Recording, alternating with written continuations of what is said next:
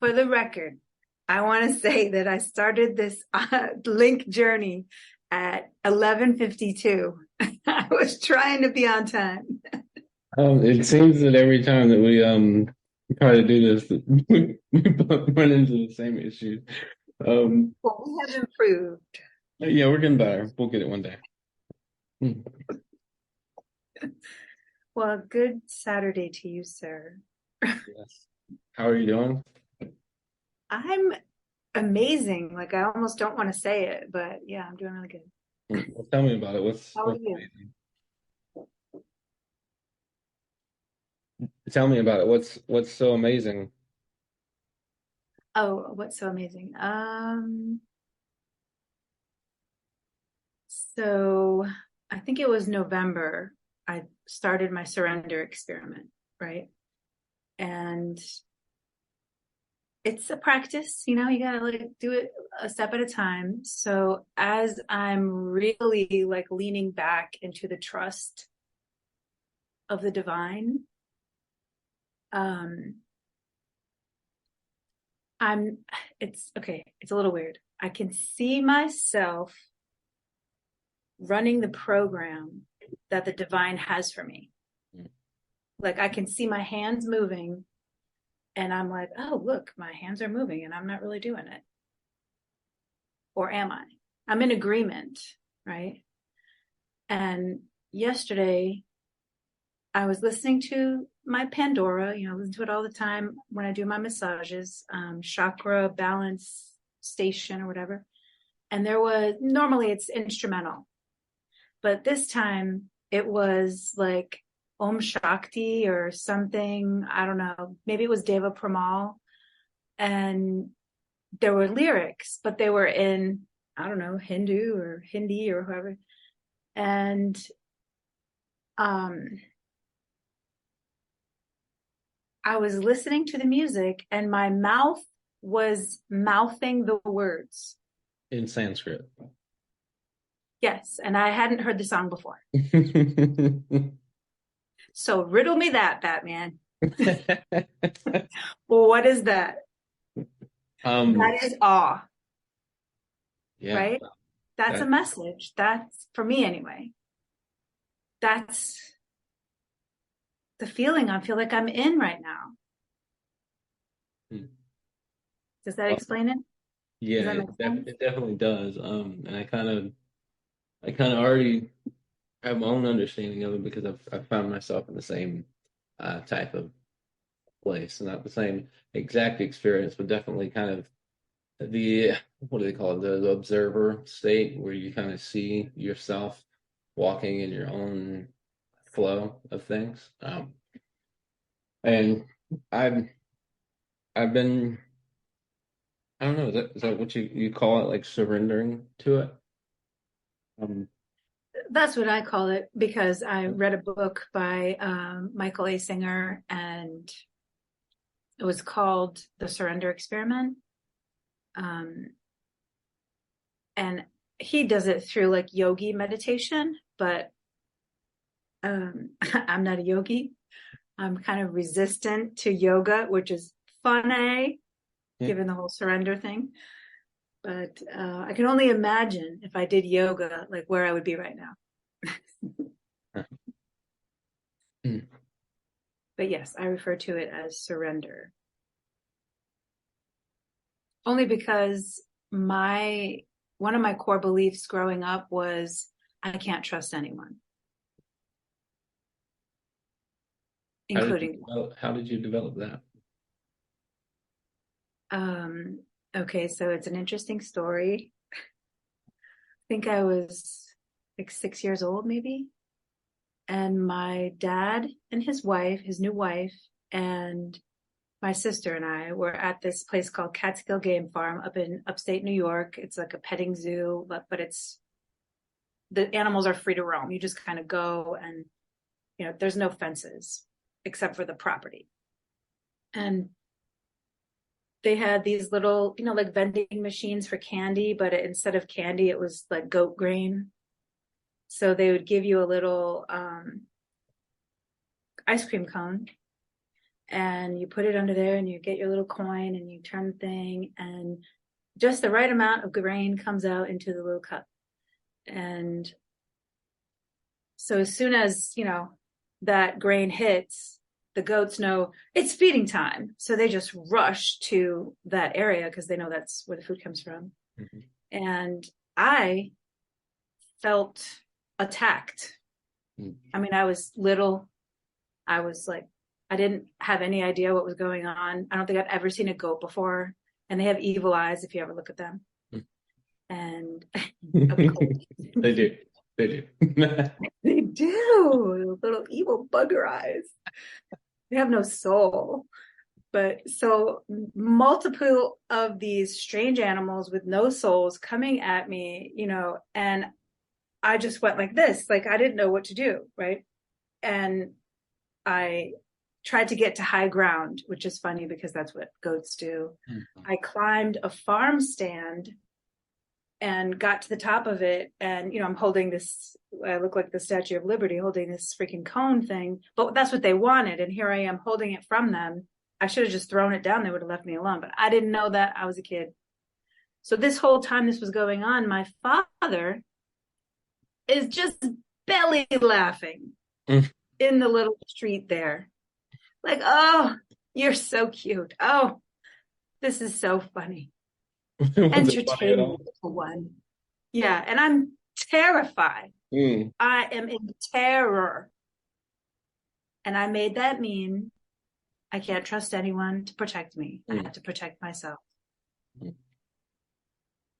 The thing for me in terms of, if we're going to use the term surrender, for me, the process lately has been one of hearing myself tell myself that it's okay for me to trust myself. I can truly trust the spirit within me to guide me. I can trust my intuition. I can trust myself to not lead me astray. There's a lot of forces out there that they got that part covered, but I can trust myself to navigate through just whatever, because my hashtag for my whole, I don't know, beingness here is reincarnated to resist. Resist what? This regime of misleading forces in the world. And so if I reincarnate, it means I've already been here before. And if I'm here specifically just to resist that, then I apparently knew what I was doing, and I still do, and I can trust myself, and it's okay. And I've just really been leaning into that. And with that, the all of the confusing chatter that goes on, like in the psychic realm, we'll call it that, instead of just saying it's a bunch of mental chatter. A lot of that has dissipated, and with that, I find that I can hear my voice more clearly, or the voice of God. And with that, it's funny. My eyes just look down here at this book here. Oh, Tio. Yeah, well, the part of it says the anatomy of loneliness, and the part that my eyes just went to says how to find your way back to connection. And it's really what I've been journeying down the last 2 months, finding my way back to connection, connecting back with myself. So I have a question for you. May I ask? Sure. If we didn't have the same birthday, would you feel as connected to me as you do? Yes. We were already connected. I think we were in the middle of a call with the Wandering Footprint people, and then it just, what's everybody's birthday? And then you say that, and I was like, no, that you read my birthday wrong. We found that out after the fact.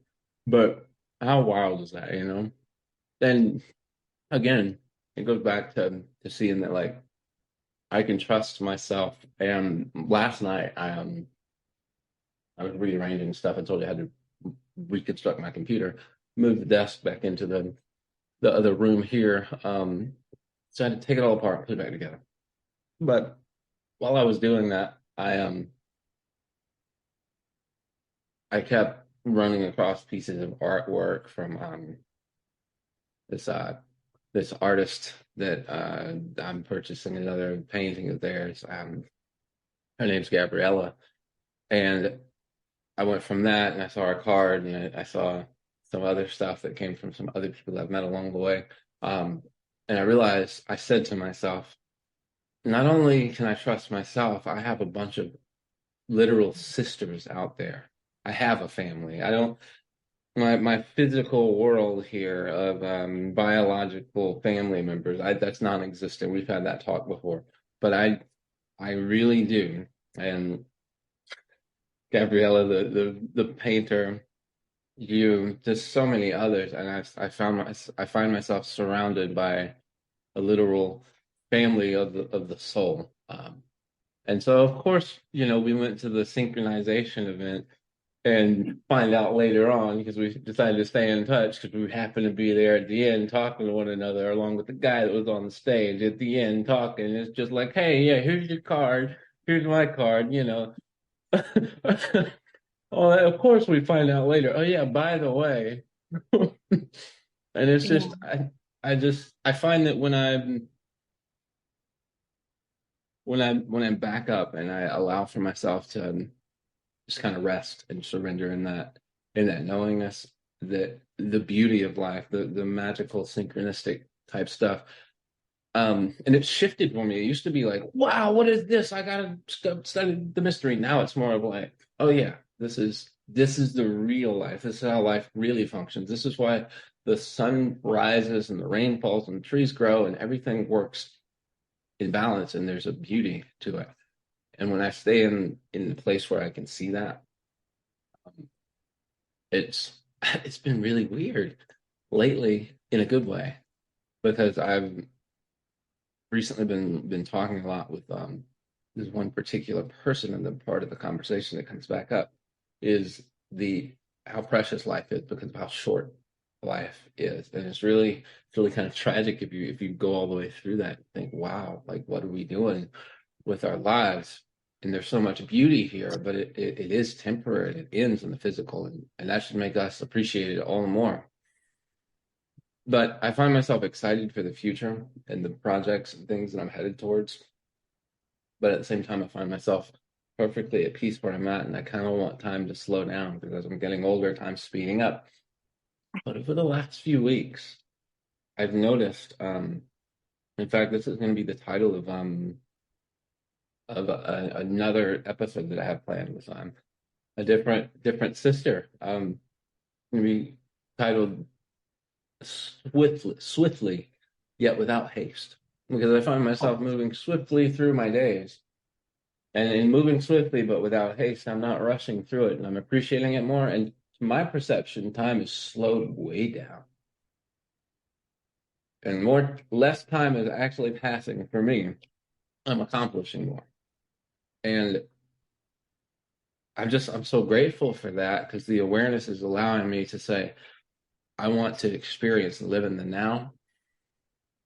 And I don't want to reach the end or my destination. I want to enjoy the journey. And I'm finding myself, hey, I'm excited. I want these things to happen. I have plans and the timeline of events. And I want it now, but I'm happy right where I'm at. And I'm glad that time, my perception of time has slowed down, even though I'm actually moving through time swifter. But you can choose your pace. That's the beauty of it. And I see, feel. I didn't realize that until now. I'm experiencing it. The more that I lean in and surrender, the more I'm experiencing that. And I didn't think I was going to have all this plugged in and ready to go in time, but I did. And it's just another example. And the whole time I'm getting frustrated. The wires are catching on stuff. I'm like, no, no, no, no. But internally, it's just like I'm right on schedule with my schedule because again, I know what I can trust myself to know what I'm doing. I don't have to. Hmm, I'm gonna pause and hold this thought in my head, and then I'm gonna share it. I'm gonna give you the microphone for a second while I digest what just came through. I'll get to it. Right now? Do you want me to go ahead right now? I feel like there's something really meaty here. I'm leaning in. I'm so Um, curious. well, again, I'm trying to formulate the thought so I can articulate it a little clearer. Okay, so let me say something that came up while you were talking. I attended my first funeral as I want to say an awakened, a conscious human, right? Like I've been to funerals before that I was in shock. I wasn't present, and for this funeral, there were my clients, a husband and wife, and the husband had been diagnosed with cancer and an issue like a year and a half ago. And, I massaged them both, and I would go to their home after he became too ill to come to my office.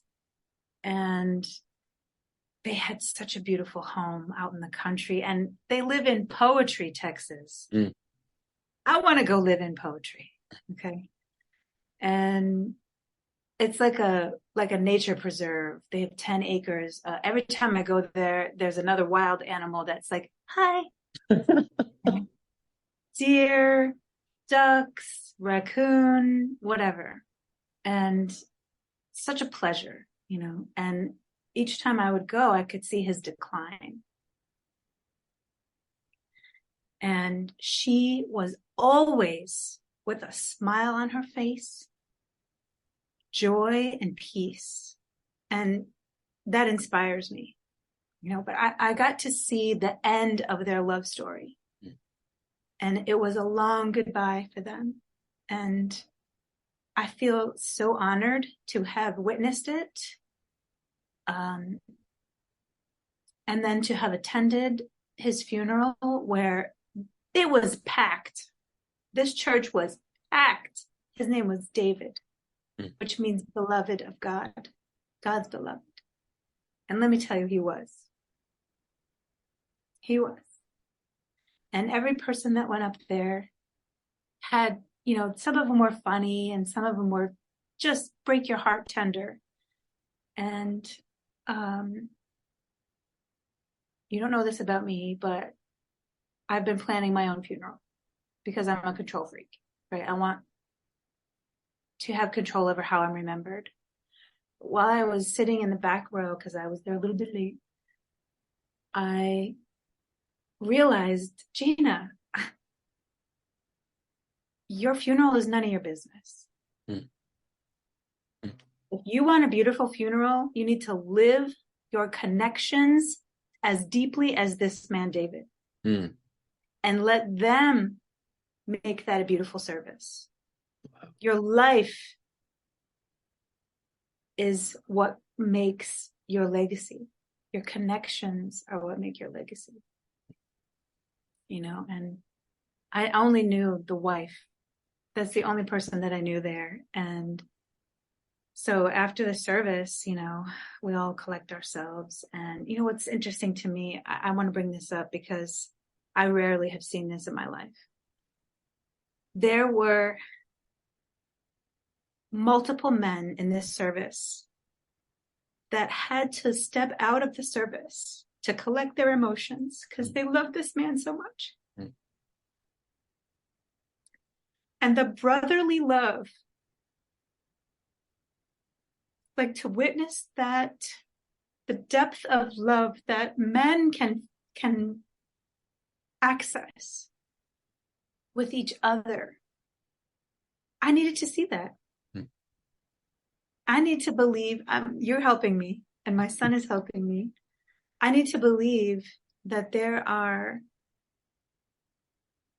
just amazing men in this world, and I'm learning it. And I hope I haven't gotten you off track of your thought. Wow. Not at all, actually. It leads right into it. And I guess again, I can trust myself because I felt the pause and I went with it. And the reason for the pause was, I guess, to hear that, specifically the end part of that, because part of my plans moving forward is to acknowledge the fact that I keep hearing the same thing that you just said from these sisters around. And what they're all saying, what you're all saying is, where where are these men as we remember them that they're supposed to be? Where are they? We need them. We need to know that we can not just alone here. Um, and so part of my next phase is to uh, again just really tap in with myself and come to the realization of what I came to the realization of last night, and move forward and gather my brothers around me and realize that on a soul level, and this is just me being really honest with myself about who I am, on a soul level, yes, I also have a bunch of brothers too, and there are a bunch of younger brothers. And as such, to purge from my mental field this thing that is pushed into the minds of has been pushed into my mind. I think it's pushed into the minds of many people, like pretty much everybody. But for me, I'm 33 years old. And last night, as I'm rearranging everything here, telling myself I can trust myself, realizing I have these brothers too, and they need a little bit of guidance. And uh, it's my responsibility to respond to that request that I hear life bringing to me, that I hear spoken by my sisters, that they're requesting. And it's like, okay, so I'm going to gather these men together, and we're going to stop being so disconnected, and we're gonna rebuild that aspect of the tribe. And I've got a few men in mind to begin forming my inner circle, if you will, so that I can fully have it be a fully formed idea before men stay busy, so I don't want to waste anybody's time. So I want to have everything planned out and ready to go before I really get started. But to do that, I have to find the key men in my circle that will help me build that vision into a thing where we all interact and we check in on each other, and we don't just let everybody wander around and spiral out into loneliness. So it's going to be a personal thing between each of us, checking in, talking directly with one another regularly, and then once a month or so come together in a Zoom call like this, and have a meeting by the fire, so to speak. And all of that leads into what you were saying there, because of this revelation that I was having about the fact that I'm 33 years old now. And last night, I went to this restaurant that I shared with you, and there was live music. And I'm an instrumentalist. I can play the guitar very well. I have most of my life because my father taught me how to play, but my father didn't play the guitar. My father played the pedal steel guitar, which is an odd instrument because not everybody can play it, and most people can't play it very well, and it's a terribly complicated contraption.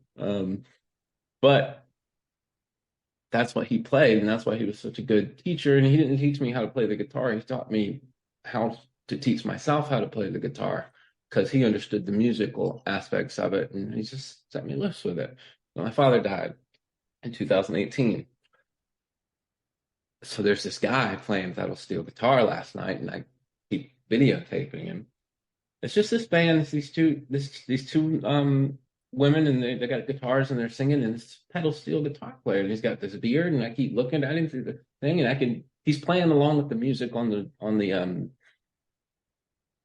speakers that are just it's playing in the restaurant as he's setting up, and he's playing along with it. And I realized as a musician, I was like, oh, he's a real musician because he can hear it the way I can hear it, and he's playing, and that reminds me of my dad. I keep looking, and I realize this guy looks eerily identical to a younger version of my father, probably when he was in his 30s or 33 or somewhere in there. And before I left, I walked up and I asked them, "How do I buy your music?" And they were like, "What? We haven't even played any original music." And I said, "That doesn't matter. I'm here for the vibe, and plus you are an amazing pedal steel guitarist, and that's an interesting instrument to have here. And you look like my father." And he's like, "Wow." And I was like, Oh, "Yeah." And so I got their card. They gave me a card, and they're local, so I'm gonna interact with them, and I'm huh. probably gonna um write some more guitar music and stuff and go play live there and just network and all of that. Because that's all a part of the plan too, as far as I'm going on tour with my other music. And I realize I can do all of this stuff. Why? Because I'm not a boy. Because I walk through my life and I say I'm 33, but I feel like I'm probably like 13 still.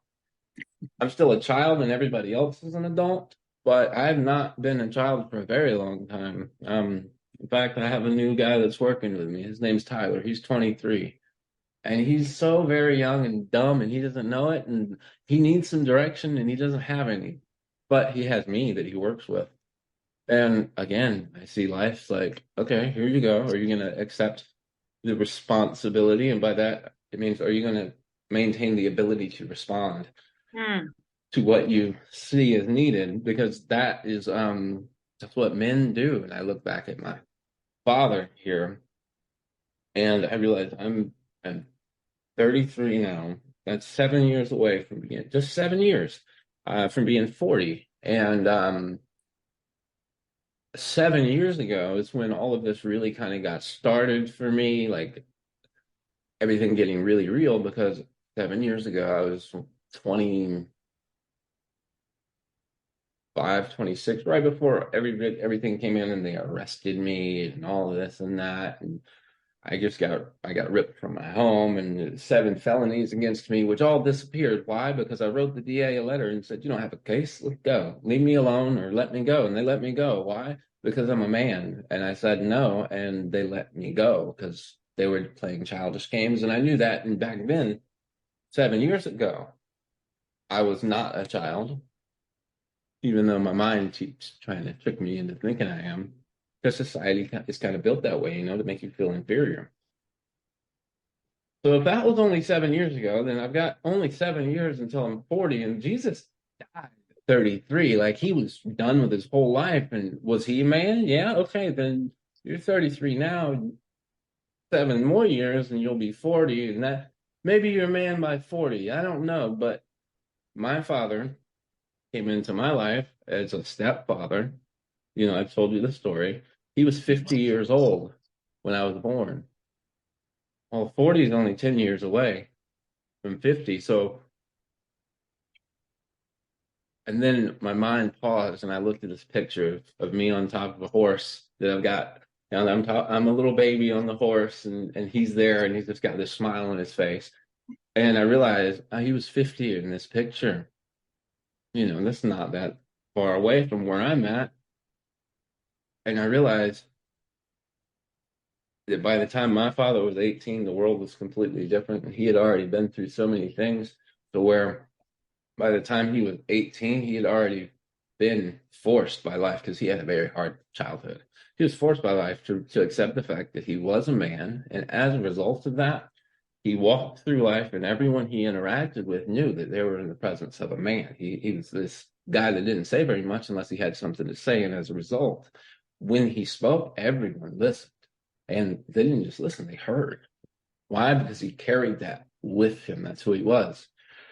And he existed in a world where he had to be that because he was surrounded by men and it was a dangerous world. And some men were dangerous and some men were good and this and that. But at 18, he went into the military.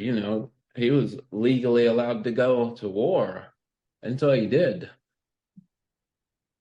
He wasn't this child that I've been thinking that I am in my head.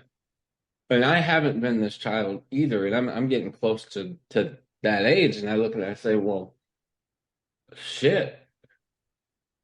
He's definitely the manliest man I ever ran across. I feel lucky to have had him in my life, but I look around the world now and I say, am I going to respond? because I definitely have the ability. And just like what you were saying that you witnessed at this funeral, you watch these men have to pull away and collect themselves because of that appreciation and love that they had for this man. And it's just, I don't know, it's really, again, wild that my mind always breaks stuff down to such minute, intricate details of like, oh, let me pause here. You say something. You don't know what to say, but I need to wait before I tell you about how I had the realization last night of like, hey, I not only can trust myself, I've already got a track record of my history. I can look back and show myself how I navigated through all of these situations that I didn't have anybody there guiding me. I had me there guiding, and I walked through it. Why? Probably so that I could have a conversation like this with you and continue to go over in my mind my plan of attack as it relates to the uh, bringing the brotherhood back to the circle. Because unless somebody says, "Hey, gather around," they're not going to, and nobody's going to say that except for somebody like me. Uh, Yeah. and in I think realizing that, are you like me in the fact that you're a resistant leader? I'm sorry. Are you resistant to being a Yes, leader? yes, Yeah. but I find that I'm resistant because I've been I've been conditioned in the mental realm to feel like I'm inadequate or not qualified or this or that. And also I used to struggle a lot with I don't want to be uh, arrogant or prideful or egotistical. And now I'm realizing I can trust myself to keep myself from being that way. Yeah. And in that realization, I realized I'm only resistant to stepping into the role because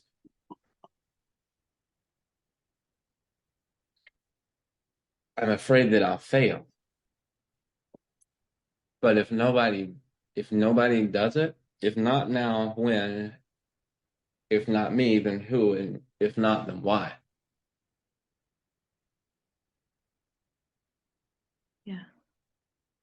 Well, I feel all those things, and I was a leader. I was a manager for 50 people for about 3 years, and it nearly killed me. This was 2007.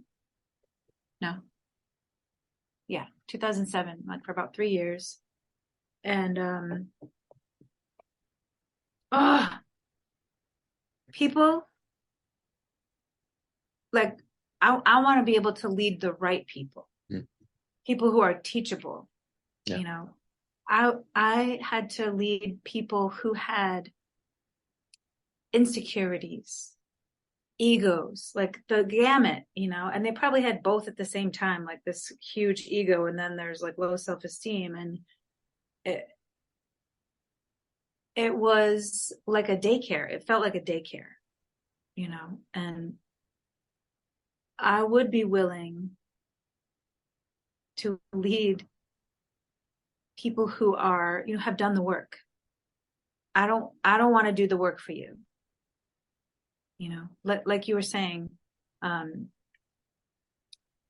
your father taught you how to teach yourself, yeah, right? And I think that is immensely more valuable when you know how to think and how to learn and how to be curious. And that's the way that the information becomes part of your cellular makeup. And you know it. I don't have to convince you of anything because you know it, you feel it. It's like truth. yeah, You can't be convinced of the truth. Like I feel it or I don't feel it. exactly. And again, on that note, going back to my father and him teaching me how to teach myself, as a result of that, I not only can pick up a guitar and play it like I was riding a bike, I can pick up any instrument and listen and toy around with it until I learn how to play what I'm wanting to play on it. Now I could go however far in depth I want to, but I don't need some curriculum to teach me this or that. All I need is what he taught me way back then. And since he taught me that way, I not only know how to teach myself, if I can teach myself, I can teach others to teach themselves too. And, again, I really think a lot of the problems in this world that we see that are just out of balance and just wrong and need to be fixed, I think they get fixed when men step into the picture and add some order to the chaos of it. Uh, but we live in a world now that I realize what I didn't realize as a child growing up was how rare um, that man that was my father was, how few and far between they really are. And another big thing is he's my stepfather. I wasn't going to have a father. He stepped in because he said, "No, you're going to have one." And he protected me from the rest of my biological family that like, "Oh, you're not white enough. We don't want, we're gonna," and he's like, he stepped in and said, "Nope, I'm gonna make you all raise this child and give him a great childhood, and I'm not gonna allow for you to do this evil stuff." He resisted that. And as a result, it wasn't until he passed that kind of the mask came off for the rest of my family members, and I saw the true colors there. And something that I had that a lot of men that I know didn't have and still don't have. I had a father, and so many people don't. Um,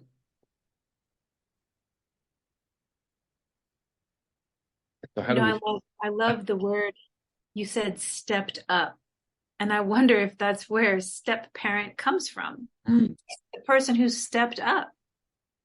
mm, probably. Oh, I love that. Right? Yeah, I mean, it's it's Mm. really a beautiful story when I look back at it, and it caused me to, you know, it sucks that he passed on for that. He's not here, that I can't have these conversations with him. But at the same time, I'm, we talked before about how when my father passed, I felt like the world was no longer safe anymore. And I think somewhere in the conversation I was having with myself last night, I've come to the place where I realize I'm still safe and I can continue to make the world a safer place for others because he's no longer here with me, but he is here with me in a way that he's more so here with He's me in now. your program. He Yeah. influenced your program, your script. And, one thing you said was that you can look back and you can see where you made the right choices along the way, even not trusting yourself, but now you can look back and you can see that. But at the same time that you can see that, can you also see that you brought someone Yeah. into your life, Yeah. And you were in his life too. So, he Yeah. brought you, and I see that as I look back, I see multiple people who were in my life for maybe a year or two or 6 months or so, or even just one moment and in a grocery store that I still think about, Yeah. and that made an impact on me. And, You're um, saying our connections.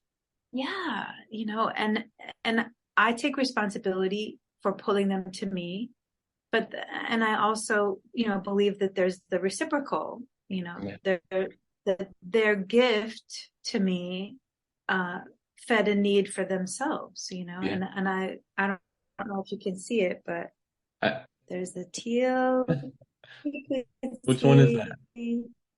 this one is interdependent. Hold on, the connection. Interdependent. I put it horizontally, but it's vertical. Is it? Thanks. The connection But breaking up. interdependence. The connection's breaking up, and I can't hear you. I'm sorry. So interdependence is the name of this frequency painting. Okay. And I love that it has all the colors of the whatever colors of people, right? What red, white, yellow, black. Red and yellow, black and white. They're all precious in His sight. Dang it, brother. What you just said about him coming into my life, just to add more weight to that. I was born December of, of course, it, but it was 1989. So at the end of October, like October the 30th or something of 1989, that's when my father married into the family right before I was born. And then 13 months later, my biological mother passed away. And so he literally was there like there's a month there where he's like, all right, I'm here before I showed up. So, we made this plan that at the start of my first novel there's a poem. It's called The Beginning. But the poem says, the end was set, and we all were there before, when all that is was yet, and so we watched as nothing stopped the beginning, where we all met. I'm speaking to like pre-incarnate plannings and like of this incarnation. At some level, me and him met up before we were even people and said, I'm going to need you here at this point. And he's like, I'm going to need you here because my father lived a hard life.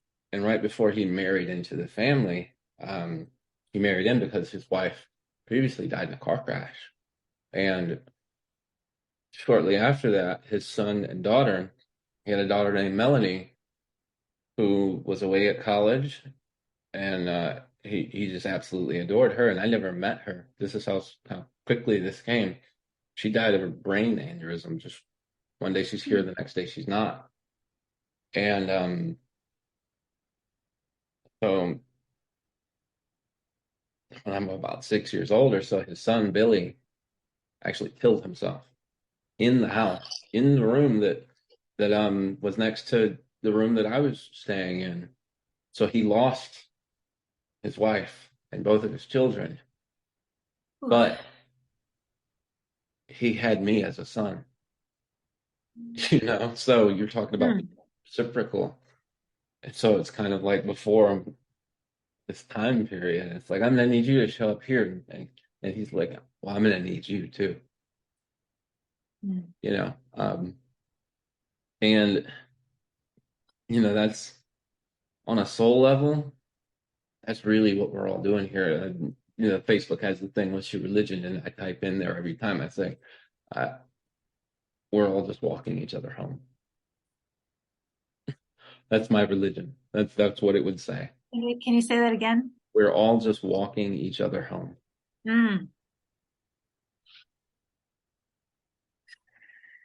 At the end of it all, the purpose of all of this is we're walking each other home hand in hand. So I interpret that as, I'm going to keep you safe. Yeah. Because you're going to keep me safe. And you remember what I was saying last night about you, Gina L, and then this other friend, Gina L, and the other Gina lives in Florida. And we met in Florida, and my father was born in frost-proof Florida. I feel like we should go back to Florida. Yeah, we should all. Florida's calling us. I wish I could get there on the April 20th thing, but I'm hoping she does another one and I can make it to that one. Yeah. Well, like I said, I'm planning a tour in the fall with my music. I'm not sure how much I've shared with you about the development of that idea. I've shared it with a lot of people. Okay, well, let me tell you. This summer, I do heating and air, so that's a day job. But this year, instead of, and I live in Georgia, so it's hot in the summers, and there's a lot of work and potential to make a lot of money that I don't have to spend. But every year it's the same. I've done this for 13 years. 13 is a number that keeps popping up, but it's literally, I'm in my 13th year of heating and air. And for 13 years, I have gone through summers making more money than ever before, each year making more and more. And then winter comes and the work dries up and people here, it doesn't get that cold. A lot of people will go without heat, which means I'd wind up without work and struggling and suffering to get through. And it's Dark Night of the Soul every year, same time, same channel, this and that. And so this year, we got the new album that I'm working on, and it will be released in October. On January the 1st, New Year's Eve, right at like midnight. This buddy of mine, his name's Justin. His name's Justin Case. No, it isn't. Yeah, so like Oh, middle name is Case. His first name is Justin.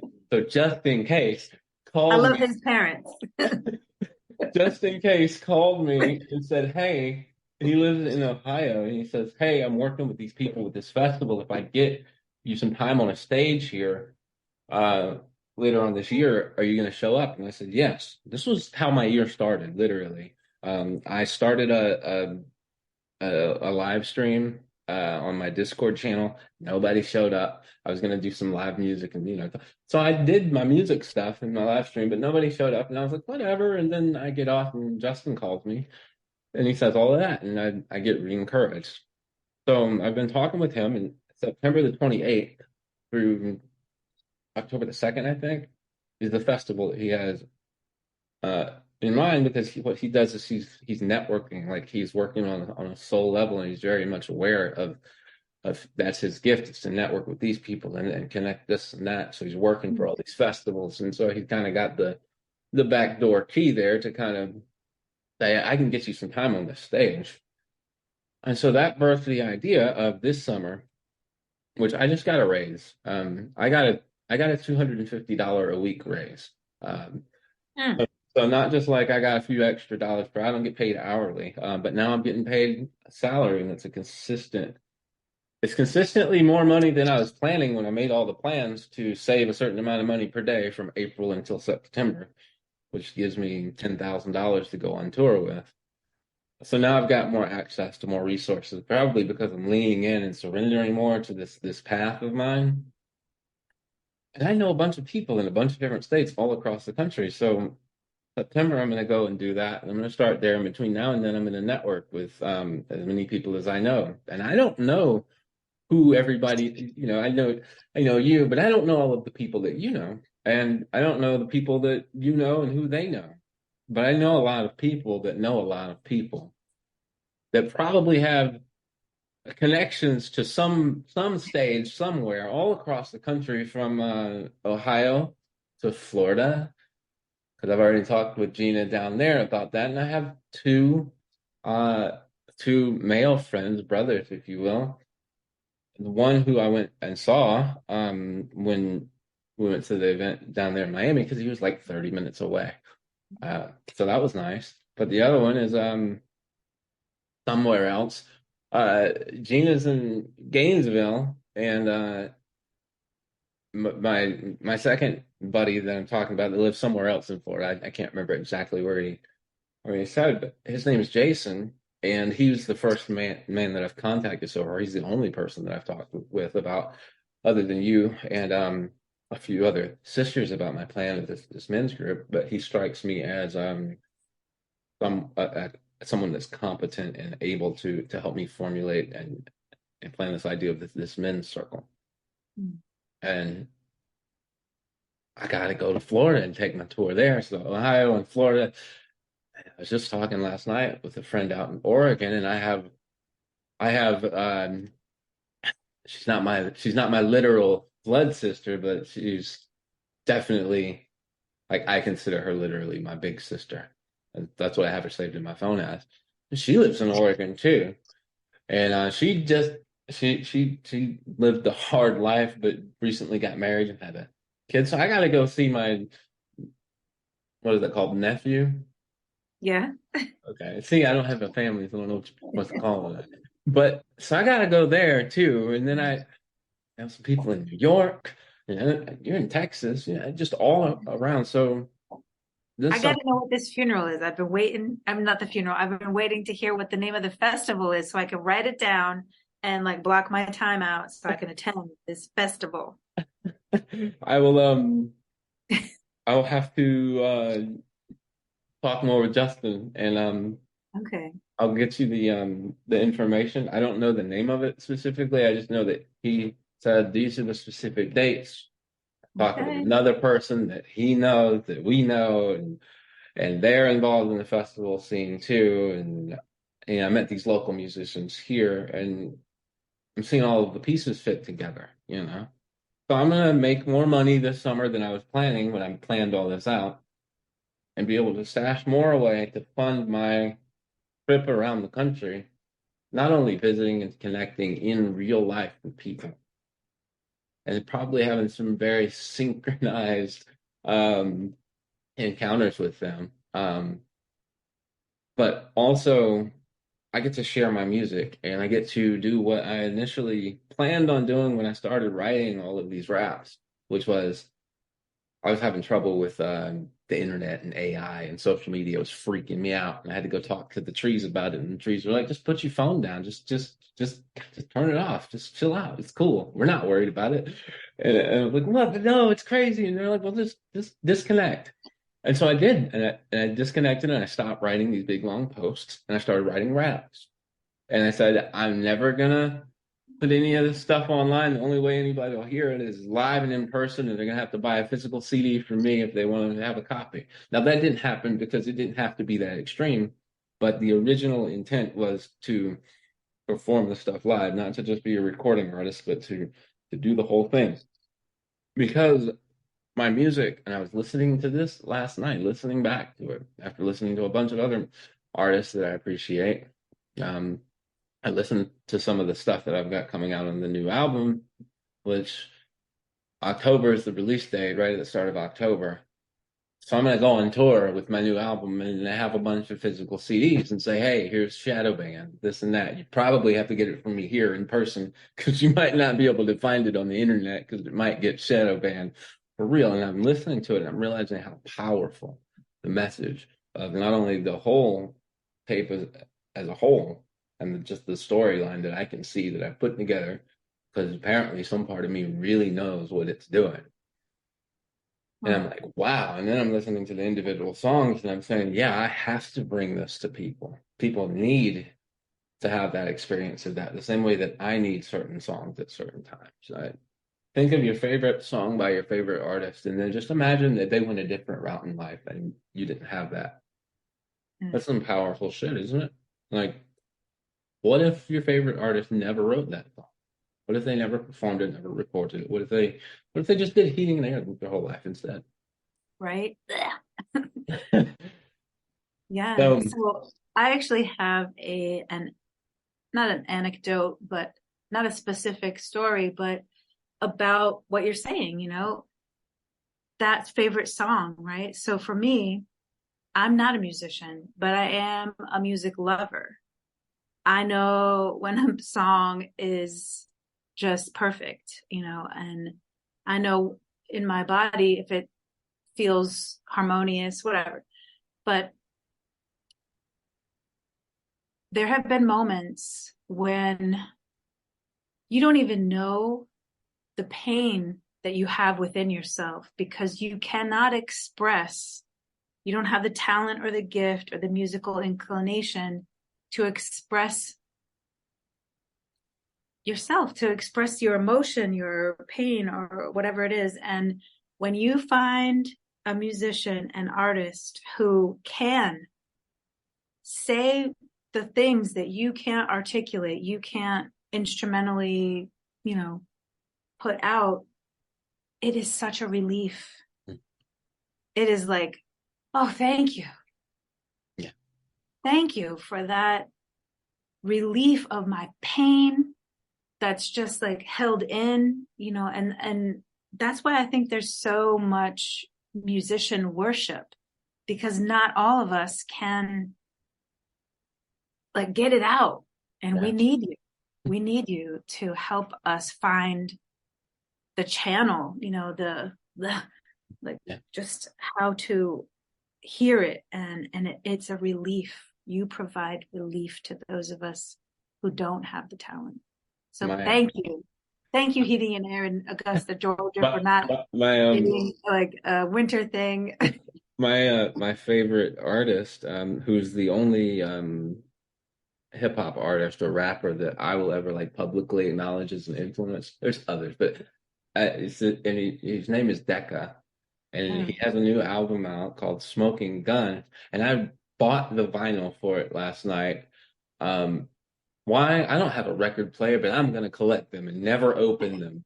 And somewhere down the line, somebody's gonna offer me a obscene amount of money for it. I'm gonna say, yeah, I got a copy, but you can't have it. Mhm. But but there's a line in the first song that says, this music's like cooling for the overheated brain. Like what? This music is like cooling for the overheated brain. Yes, Now, yes. there's more lyrics, and Mm. it's really beautiful how he puts it all together. But you know what you just said, and he's saying, and it's just, I just, yeah, and I met this guy. I got to meet this guy in person. I went to a show in Asheville, North Carolina, Mm. last August, and it was a very small venue, and he was standing over there in the corner, and uh, Emily was there, along with her boyfriend at the time, and I brought the woman that I was seeing. But anyways, it got my attention. They're like, "Hey, Ethan, come over here." I didn't see him standing there, but everybody's just hanging out before the show. There's like 10 people there total. And I walk around the corner and it's him. And I was like, "Oh, it's the man himself." And he says, "Yeah," and we shake hands, and I can tell he's looking at me, and I could tell that like he sees me on a deeper level. And I'm like, wow, this is really cool. And I was gonna leave him alone. I didn't want to be all starstruck or whatever.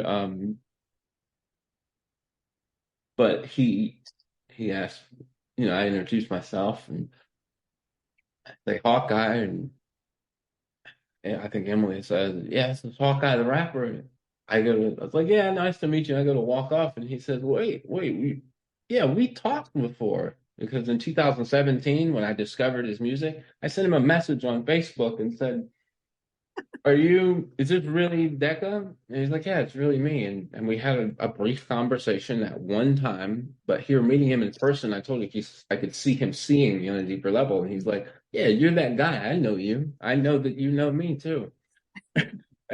And just in that moment, there was so much communicated without words between me and him. And I want to go and do this music stuff, not just for all of the reasons that we just said, but also so that I can interact with and collaborate with people like him and have him introduce me to other musicians as well, and vice versa, and this and that. And I want to have that creative experience, because a lot of the reasons for I realize with the podcast and stuff, a big reason for me doing the podcast isn't just to have conversations that I think people would benefit from hearing.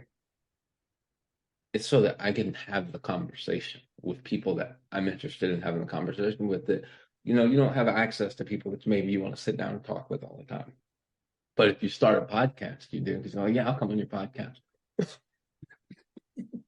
And I'm excited. These are the things I'm excited to move into with life this year. And a lot of that is just, it's gone from a place of like, I'm not saying, "Oh, I hope this stuff works out." It's like, I'm now working on achieving my goals instead of chasing my dreams.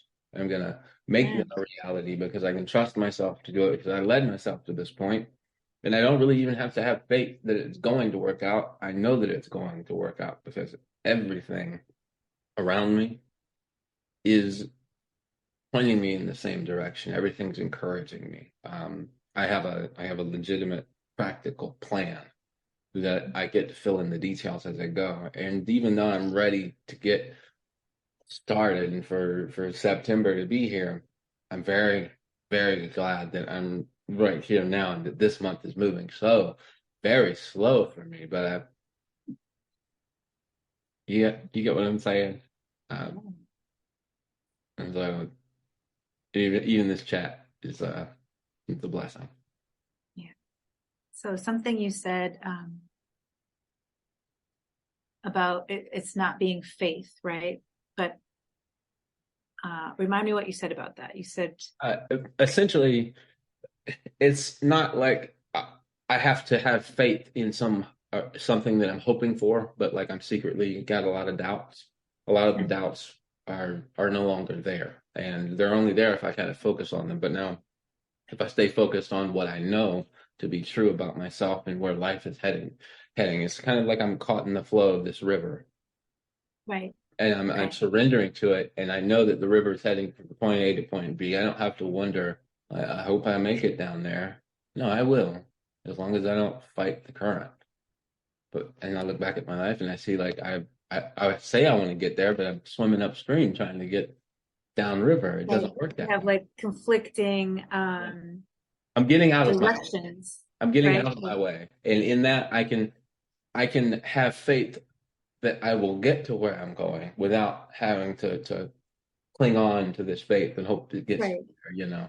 So when you were saying that about faith, it brought to mind something like, it's not that it's not faith. It's just that Mhm. it's like faith was the foundation, Mhm. right? Trusting yourself, trusting God, trusting others, right? And then it becomes like expectation. And then you're like, I know everything's going to be okay because I have faith, right? And then there's like another one. Now I'm surrendering to whatever comes into me because I can expect good things, Yeah. right? And then it just like builds and it builds and it builds. And you get into that like current that you're just like, wee, and you don't even like, You know, there's and no, we started this conversation, and you expressed that about yourself, and that's why I said, "Well, tell me about it." You know, because I'm right where you're at, and this thing that I see with my hawk's eye view. Again, the name Hawkeye has nothing to do with comic book character. It has to do with like the literal eye of a hawk. I see that what I'm experiencing that you said you're experiencing, a lot of other people are experiencing it too, right now at this point in time. And then I can just look up at the stars, the big clock in the sky with the astrology, and see where we're at there and say, oh yeah, because now is the time. It is the clock has struck 12. The new day has begun, and then it takes it out of this realm, all this new age speak, and now we're just speaking about the new age that mm, we get to be a part of. Not only are we tasked with bringing it about, in my opinion, a lot of our souls incarnated specifically to do just that. Like the earth said, we're going to need you all to show up here at this time, and we're like, yeah, and we're going to need each other to get through it, to walk each other home, because if I got a lot of sisters, and I'm very grateful for that, I also got a bunch of younger brothers. They need me to show up too, because I don't say that I have an old soul. That's not old enough. I've got a lot of lineage back there, a lot of very ancient stuff to bring to the table and wisdom. And the world doesn't need for me to show up as a scared, timid boy in a man's body. It needs me to show up and bring all of that has been forgotten and lost. There's a song that I've got. It's called "The Story of Our Former Glory." Well, when I wrote that story of our former glory and made it into a song, that's what I need to bring to the forefront of my life that I lead. So that when I walk into a room or I come onto the stage or I enter into the different states as I'm traveling around, I'm bringing that energy forward, putting it in front of people, forcing them to interact with it, because it's what's needed. It's what begins to dehypnotize us all. And I talk about it a lot in my music. I say, uh, linguistical mystical script that's cryptic and mythic.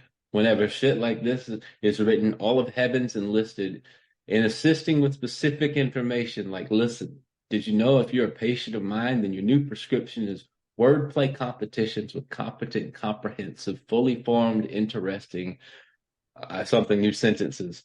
Uh, And I go on to say all this wicked verbiage that you've heard this bird come deliver isn't just silly, worded, nonsensical lyric filler. I can say what I mean however I want. The language reconstructs itself around the things that I've thought. And whenever I endeavor to say clever shit, watch how fluidly this druid speech then proceeds to concoct easily understandable concepts that flow, fully formed concepts that flow, something, something, something, something. I forget the words, but you get my point. Yeah. And so if I'm able to just do all of that and dehypnotize people, and it's kind of like I'm speaking in prose, but it happens to rhyme. Not everybody can do that, like you were saying. But maybe if I do it first, it'll unlock other people's abilities to do it. I had this dream years back, 2017. In this dream, there was this ball of problems. It was a big fucking problem. The ball represented the world that we're in. And I was tasked with fixing it. It was like, here you go, Womack, fix this. We can't fix it. It's yours. And it's funny because my father, that's where the name Womack comes, my stepfather, my father, he was in the military and he worked on communications equipment. He was in the army. And he was very skilled at what he did. And whenever they would run into a problem that they didn't know what to do, they'd say, just give it to Womack. He'll take care of it for you. And he would because that's who he was. And so in this dream, here you go. This is yours. Fix it. And so I took one little portion of the ball or of problems. I took one part out and I fixed it. And then I put it back in and I watched it fix the rest of everything. Mm. And I didn't, it was this vivid dream. And I woke up from it and I was like, what does that mean? And that's what it means. It means, go ahead. I know what it means. What does it mean? Which is the tagline of my transformational self-love, which is change yourself, change the world. Oh my God. In the stream. Whee! You know, I opened that Bible while I was sitting in there. Wyatt brought the Bible into the restaurant with me. I was talking with someone. I didn't even know why I had it with me and I took it with me. I had a reason. Again, some part of me kept it secret from me. And I like, oh, there's a bookmark in here, and it was your bookmark, and you had just messaged me before I found it. And I was like, wow. I took a picture of it and sent it to the other Gina. That's so interesting. Like, what are the chances? But on the back of the card, it says developing your authentic self to richly experience your humanity. I think that's what we're talking about here. Yeah. But I love forming that alchemy. And you just like you pull yourself out of it and you fix that, and then you put it back in, and then it just like fixes the rest of it. Yeah. And then the problem of the big problem doesn't seem so impossible to fix, you know. Yeah. And that's what I'm gonna do in the fall. And it's not even summer yet, and it's like I'm already there, and I've got all this time to plan it out and get all of the fine detail together and talk on the phone or on the Zoom or whatever with all of the people I know around, and maybe those chats that I have with them inspires them to say, oh, wow, I can do this and I can be a part of this. And they get inspired and encouraged to step into their authentic selves as well. And then again, that's one part that I fixed, inserting into the mix that's causing other parts to get fixed. And then, so it's not really, it's this whole situation that we find ourselves in here in this world. It's not nearly as hopeless as the television wants us to believe. Oh, that's what nature says to me every day when the sun rises. It says that, and you hear the birds chirping, and then the sun comes out, and you can breathe because the rain falls and keeps the tree, and it's just magic. And that's the truth. Yeah. You feel the truth. We're witnessing the truth. I'm not going to believe what is being like, they're trying to convince me of that. I see the truth. I see it daily. Just like you're saying, nature is comforting me in its cycles. No, I don't watch It's just like Jesus TV. said in the I forget exactly what part of it of I think it's Matthew or something where he says all of this and that blah blah blah, but he says the kingdom of heaven is among you, it's within you, it's all around you. You just can't see it. He's you go back and you read that part and he's talking about don't worry about tomorrow. Look at these birds. They're not worried about how they're gonna feed their kids. And look at those flowers. They're gonna wither and die tomorrow, but they're more beautiful than all this shit that y'all built. And there always will be. But everything's good. Just chill out. Says this man of God back then in this book that we read now, and we still are reading. Like, what does he mean here? But every day, it says again. What's tomorrow? Tomorrow's Easter, right? Oh, Yes, okay. sir. Okay. So the it says somewhere in there. It says a bunch of stuff like about nature and everything, but at some point Jesus is talking and somebody said something about something and Jesus said, if these people weren't uh, singing these praises, the rocks themselves would start singing. And Mm. I've witnessed that when I had mine again in 2017, I was walking outside to see the sunrise. I was doing my meditative stuff, and as I'm walking out into my front yard, I lift my foot, and before at some point I lift my foot to take another step forward, and before my foot hits the ground, suddenly I'm back. I'm fully me. The Hawkeye soul aspect of myself steps all the way into the forefront. This idea of Ethan fades into a realm of non-existence. Not like, oh, where did Ethan go? It's like, oh, Ethan was never even a thing. It was just a concept there. And now I say to myself, wow, it took me this long just to breathe the breath with my own lungs, to see with my own eyes. And as I'm having this experience of this remembrance of myself, of who I truly am, that has indeed reincarnated, um, I look around and the sun's up at this point. There's bees flying around. I've got my sunflowers planted there.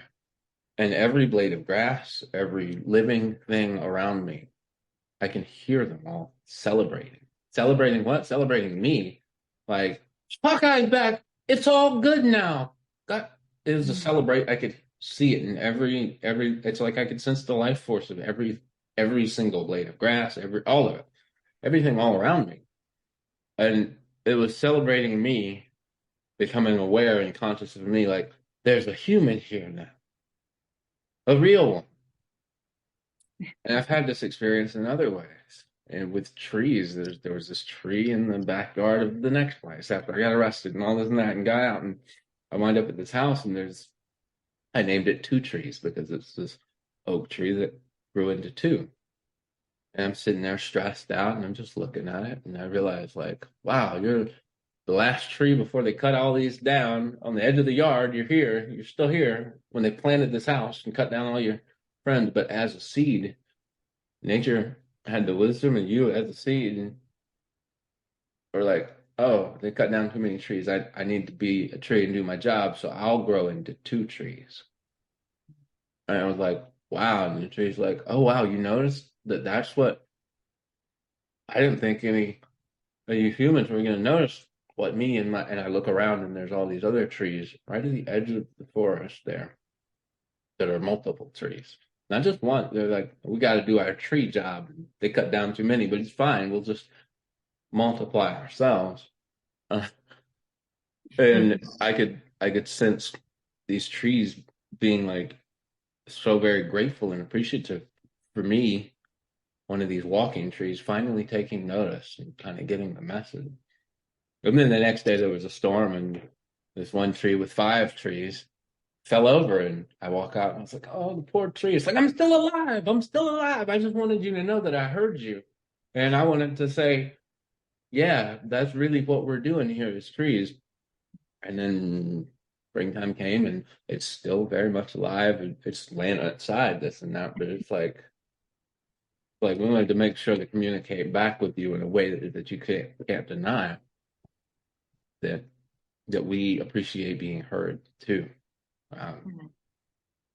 And so yeah, I'm gonna go do all of this stuff this year and hopefully gather all these men together and sit around the fire with them, so to speak, and have these types of conversations, which I can have with my sisters. I can have that. Y'all are good. I don't know what these boys are doing over here, but gather them around and get them to have those experiences with nature too. And Well, I encourage you to literally have bonfires yeah, I intend because to. fire is so primal. It's so releasing. I don't know if I've ever talked about Ronnie the donkey with you. Mm-mm. So Ronnie the donkey lost his son in a barbed wire tangle, right? He couldn't help him and he died. And he was in like, depression. And there was a lady who had an animal sanctuary, and she has all kinds of animals, not just donkeys, all kinds of animals. And when he came to her sanctuary, he was very to himself. He would just kind of stay in the corners of the pastures and just not really interact. And for a while he was like that. And the woman who owns the sanctuary, she had a daughter who had passed away. Mm. And every year she would have a fire right outside the barn and remember her daughter and just kind of cleanse her heart and her memories. And she has this fire outside the barn, and Ronnie comes trotting out of the barn, and he just stands there with her. And they're mourning, they're remembering, and they're releasing. And they stayed there all night until that big bonfire went out. And that next day, Ronnie was a different donkey. He became like the welcoming committee to all the new animals that would come in. And so that night, it was really chilly, even though they were by the fire. And the owner had a scarf and she put it around him, right? And I don't know very many donkeys, but apparently donkeys don't like things on them. And he let it stay on him, right? And so Ronnie wears a scarf, and now he wears like a hat and everything, like a hand knit hat. And he's the welcoming committee to all the new, sanctuary residents. And he makes sure that they feel comfortable when they come in. But he needed that fire. He needed that pause, and that reverence for his grief, and for maybe even, like you're saying, the death of the boy, and the birth of the man, of the group that you Wow, want wow. to create. I like the way that you put that. Mm. They Well, needed each other, yeah.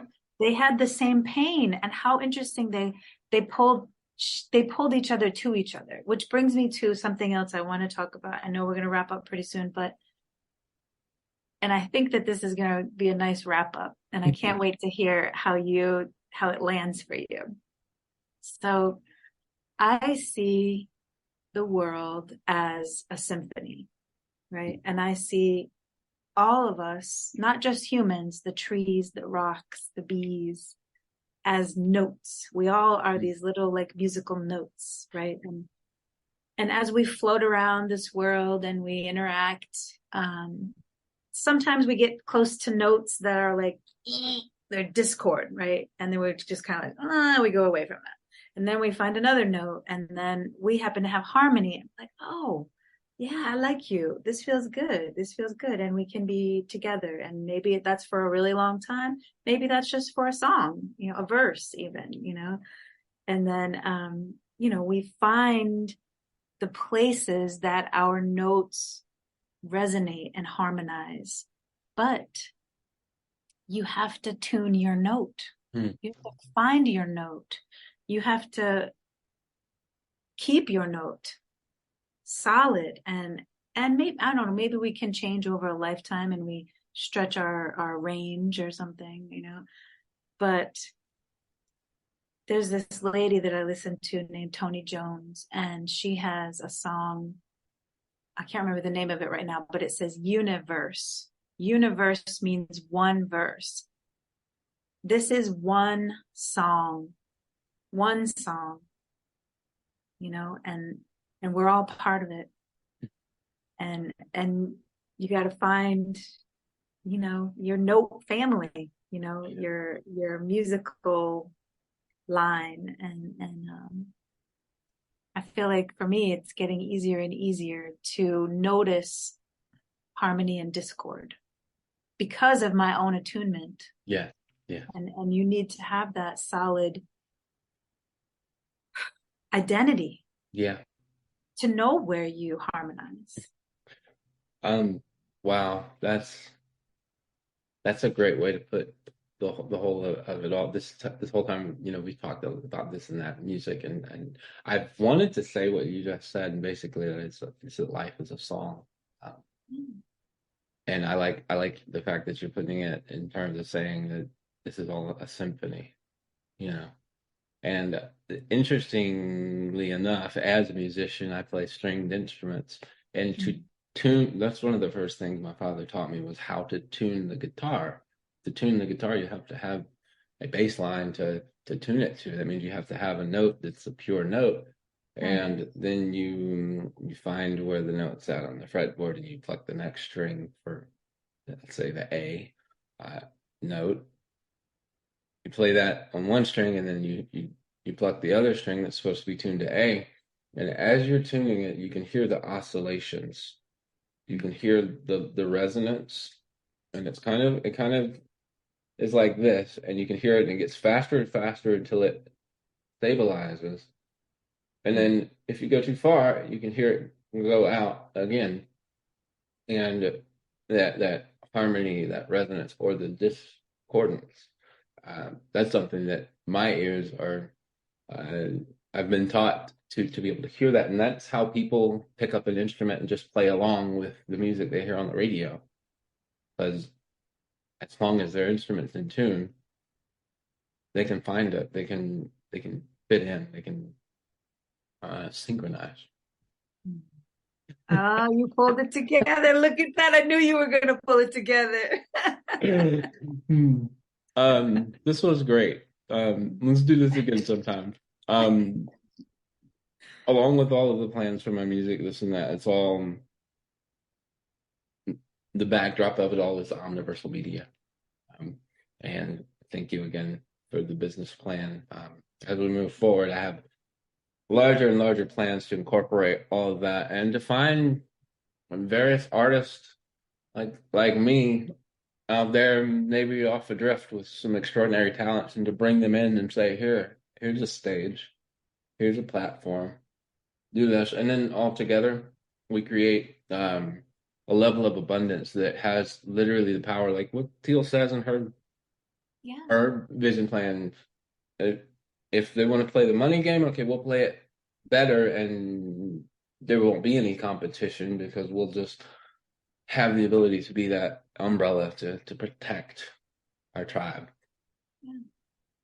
to make the world a safer place. Walking each other home safely. Like Ronnie the donkey. Yeah. Thank you so much. Welcome. Thank you so Welcome. much. Um, I will be in touch, but I'm gonna let you go. Was there anything else that you wanted to share? I'm feeling like I'm definitely gonna post this as an episode, if you're okay with that. Absolutely. I'm probably gonna post it before we post the one that we already did. Um, I feel like but this one is yeah, poetry. This feels like poetry to me. Yeah. So anybody that's listening to this, how would they go about finding out how to connect with you? Is that something you want to share? Website? Oh, yeah, I they can find me at alchemy.love. ALCHEME.love. All right, and I'll be sure to put that in the description so people can physically see it. Gina, thank you so much. Thank you. I love you, brother. I love you too. Have a nice day. You too, honey. Happy Easter. Happy Easter.